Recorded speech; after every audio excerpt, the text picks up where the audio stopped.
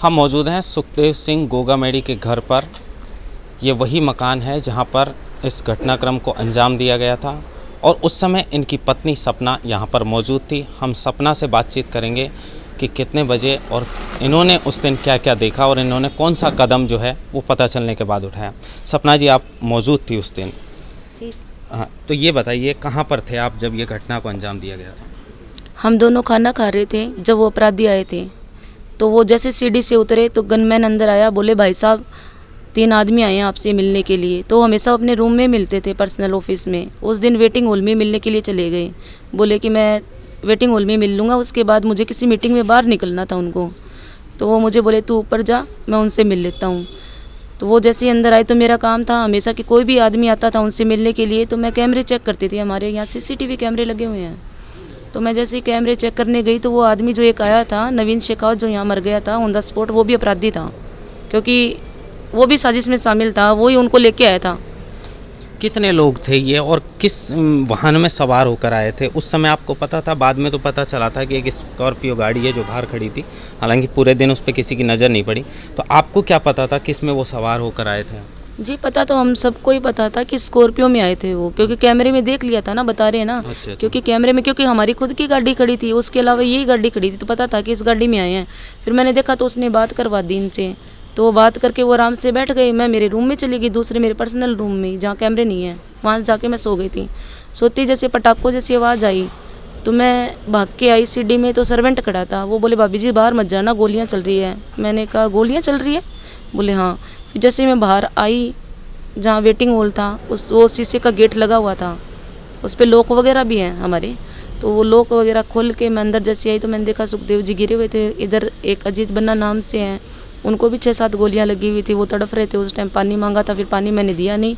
उन दोनों को लेके मैंने स्कॉर्पियो में, जहाँ हमारे सामने काम चल रहा है मकान का, उन मजदूरों को से रिक्वेस्ट की मैंने हाथ जोड़ के। सुखदेव जी को डिग्गी में पीछे गाड़ी में लेटाया, बीच में अजीत बन्ना को, फिर आगे मैं बैठ के, और करनी सेना के एक विक्रम जी अरट हैं, उनको लेके गाड़ी लेके मैं मेट्रो मास हॉस्पिटल इनको लेके गई थी। इनको मैं ही लेके गई थी उस टाइम। यही हुआ था उस इनके टाइम। सुरक्षा के लिए जो सुरक्षाकर्मी है, कितने सुरक्षाकर्मी हमेशा तैनात रहते थे? हमेशा 4 रहते थे यहाँ गनमैन। 11 साल से तो मैं देख रही हूँ, 11 साल। उस दिन कितने सुरक्षाकर्मी उस थे? दिन 2 ही थे सर, क्योंकि 2 छुट्टी पे थे। क्योंकि अभी जैसे कि आपको पता है इलेक्शन गए थे तो हथियार लोगों के जमा हो गए थे, कुछ लोगों के, तो वो हथियार जमा थे 2 गनमैनों के, तो वो नहीं आ पाए। इनको मिलाने में मुख्य भूमिका ये नवीन शेखावत को पहले से आप या सुखदेव जी जानते थे? मैं कभी नीचे नहीं आती थी। देखो आदमियों में आना हमारे यहाँ अलाउड नहीं था, क्योंकि नीचे ऑफिस था, ऊपर मकान था। मैं सुखदेव जी से परिचित थे ये पहले? जी बिल्कुल परिचित थे। मतलब 10 दिन पहले ये मिलके गया इनसे, आके मिलके गया था वो।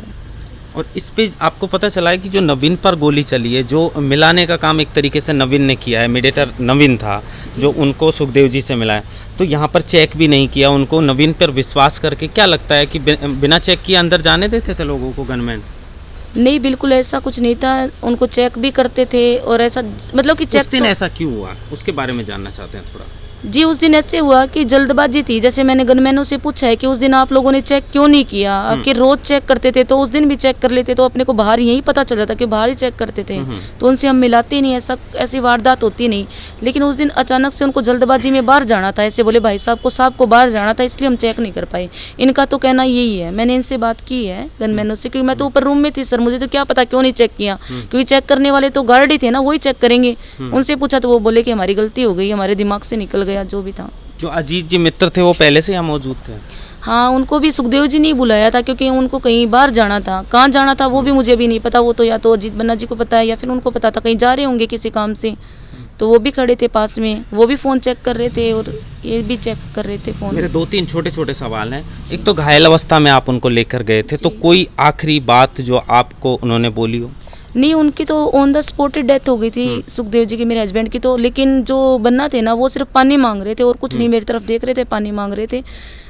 लेकिन अभी बता रहे हैं कि उनका ऑपरेशन हुआ है, लेकिन अब देखो। वो भी हालत गंभीर है उनकी? हाँ, अभी ऑपरेशन हुआ, उनकी भी हालत गंभीर है। बताया जा रहा है कि एक रूम भी है अंदर जहाँ फिंगरप्रिंट से एंट्री होती है। हाँ, उस दिन उसमें भी मौजूद नहीं थे, बाहर थे वो? बाहर थे वो, यही गलती हो गई। अगर ये गलती नहीं होती तो आज वो होते। आप कितनी पत्नियां हैं सुखदेव जी के? जी क्या बताएं, अब 3 बार ये सवाल, इतने लोग ये सवाल कर रहे हैं। नहीं, ये सवाल मीडिया में चर्चा में है, इसलिए हम पूछ रहे हैं। जी 3 पत्नियां हैं उनकी। अच्छा। पूरे देश को पता है। आप कितने समय से उनके साथ और इस मकान में रहते हैं? हम इस मकान में 11 साल से हैं। और ये जो प्रॉपर्टी को लेकर सवाल उठ रहे हैं, इस पे क्या कहना चाहेंगे आप? मैंने सुना है आपके कई इंटरव्यू दिए हैं, आपने यही कहा है कि मुझे सिर्फ न्याय चाहिए, मैं सिर्फ सुखदेव जी के न्याय चाहता हूँ, बेहतर न्याय चाहती हूँ। 72 घंटे का आपने प्रशासन को भी अल्टीमेटम दिया है, वो कल शाम को पूरा होने वाला है, उसको लेकर क्या कहेंगे? सर 72 घंटे का पूरे समाज ने, सर्व समाज जो भी पब्लिक इकट्ठा हुई थी वहाँ, उन्होंने 72 घंटे का अल्टीमेट लिया था। उसमें मुझे पता नहीं चल रहा कि हुआ क्या, क्योंकि मैं तो यहाँ बंद हूँ, क्योंकि आपको पता है जैसे कि गार्ड तैनात किए हैं पुलिस सुरक्षा के हिसाब से, तो फिर मुझे उस चीज़ का तो पता नहीं। लेकिन मैं एक चीज़ यही बोलना चाहती हूँ कि वो जाने से पहले हमेशा कहते थे कि मेरी मौत पे राजनीति होगी, और ये बात है ना आज साबित हो गई कि वाकई में राजनीति हो, तो साबित उसी दिन गई थी जिस दिन उनकी डेथ हुई थी। उग्र आंदोलन में मतलब कि सबको अपनी अपनी पड़ी थी। अगर उनको सिर्फ मांग करनी थी, सरकार से न्याय दिलाना था, सर आप खुद बताइए, मैं किसी और से नहीं पूछ सकती, इतनी पब्लिक से आपसे पूछती हूँ मैं, न्याय क्या होता है इंसान को? न्याय ये होता है कि जिन्होंने उनके साथ गलत किया उसके साथ ऑन द स्पॉट उनका एनकाउंटर होना चाहिए या उनको फांसी की सजा होनी चाहिए, यही होता है ना। लेकिन इन्होंने तो मांग बहुत रखी है, सरकार से बहुत मांगे रखी। इतनी मांग रखने की कहाँ जरूरत थी? मेरी तो एक ही मांग है सरकार से, वो है न्याय की। रही प्रॉपर्टी की बात, मेरे को प्रॉपर्टी चाहिए भी नहीं, मेरे पास कोई प्रॉपर्टी है भी नहीं। जो भी प्रॉपर्टी है अब पता नहीं इनके गांव में ही है, जो उनको ही पता है, गांव के लोगों को, या फिर उनको पता था। प्रॉपर्टी का मेरा कोई मैटर नहीं है, प्रॉपर्टी को लेके मेरी कोई बात नहीं है, राजनीति को लेके मेरी बात नहीं है। क्योंकि जैसे कि मैंने सुना है, कल गोगा मेडी से एक इंटरव्यू आया, उसमें ऐसे जो उर्वशी है उसने ऐसे बोला है कि हम करनी से ना मैं और मेरी मम्मा संभालेंगे। तो उनको राजनीति करनी है तो वो करें, मेरे को तो न्याय चाहिए।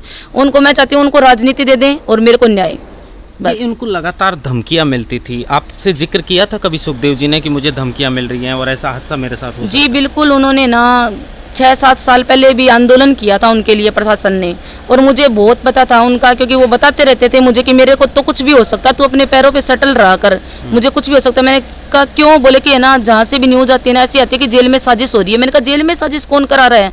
बोले जेल में तेरे को पता नहीं है, बहुत बड़े बड़े गैंगस्टर होते हैं, वो जेल में ही साजिश करते हैं, और बाहर ऐसे लड़कों को जो 20, 21, 25 साल के लड़के होते हैं उनको मोहरा बनाते हैं, उनका ब्रेन माइंड जो होता है ना वो ब्रेन वॉश करते हैं, फिर उनसे ये सब काम कराते हैं। मेरे कुछ भी हो सकता है, उन्होंने बोला भी था। प्रशासन से भी बहुत बोला था। प्रशासन कम से कम 6 महीने पहले हमारे घर आके गई है पूरी टीम। उन्होंने बोला सुखदेव जी आपको खतरा है तो आपका घर चेक करवाओ। घर भी चेक करवाया था सर हमने, तो पूरे गेट वेट वो लगवा के गए थे कि यहाँ गेट लगवा लो। हमारा रूम भी चेंज करवाया है पुलिस वालों ने, प्रशासन ने, कि आप इस रूम में आ जाओ, उस रूम को छोड़ के। हमने रूम भी चेंज किया है, सब कुछ किया है सर, पर आज हमारे पास छोटा सा सवाल है, 72 घंटे का अल्टीमेटम पूरा होने वाला है कल शाम को, अगर मान लो गिरफ्तार नहीं हुए आरोपी तो आप क्या करेंगे? अगर आरोपी गिरफ्तार नहीं हुए तो हम यही करेंगे सर कि जैसे पहले आंदोलन, मैं तो कुछ नहीं कर सकती, आपने देखा है अभी कि मैं बंद हूँ, और मैं मजबूर इसलिए हो गई कि अब जब तक वो थे ना वही मेरी ताकत थे, मैं कुछ भी कर सकती थी। हाँ अभी 12 दिन तक आपको पता है कि हमारा वक्त भी नहीं, हम चाहते हैं कि, लेकिन फिर भी उनको न्याय मिलना चाहिए। मैं बाहर की पब्लिक को, 36 कौम को, सर्व समाज से यही अपील करती हूँ, भाइयों आप लोग जा सकते हो, आपने जैसे पहले उग्र आंदोलन किया था वैसे आंदोलन करो। अगर 72 घंटे में अल्टीमेट नहीं मिला तो यही है। और मैं अभी तो नहीं कर सकती सर कुछ भी, लेकिन कुछ समय बाद मैं बहुत कुछ कर सकती हूँ। ये भी मैं पुलिस प्रशासन से हाथ जोड़ के बोल देती हूँ कि जो कुछ मैं लग रहा है कि एक औरत होती है वो टूट जाती है, वो कुछ नहीं कर सकती, लेकिन एक औरत बहुत कुछ कर सकती है, वो सबको पता है आपको। और मैं क्या करूँगी क्या नहीं वो तो देखो समय बताएगा क्या होगा क्या चलो नहीं। शुक्रिया, आपने समय दिया, अपना ख्याल रखें। तो ये थी सुखदेव सिंह गोगामेडी की पत्नी सपना, जिनका कहना है कि मुझे पहले से पता था, वो लगातार कहते रहते थे कि जो है मेरे मरने के बाद भी मेरी लाश पर एक तरीके से राजनीति हो गई, वही एक तरीके से होता हुआ दिखाई दे रहा है। और पहले से डर था कि कहीं ना कहीं उन्हें धमकियाँ मिलती थी, लेकिन कोई सुध नहीं ली गई, और आज ये घटना को दिन दहाड़े जो आरोपी बदमाश हैं, जो हत्यारे हैं, वो अंजाम दे गए। महेंद्र बांसरोटा, TV9 जयपुर।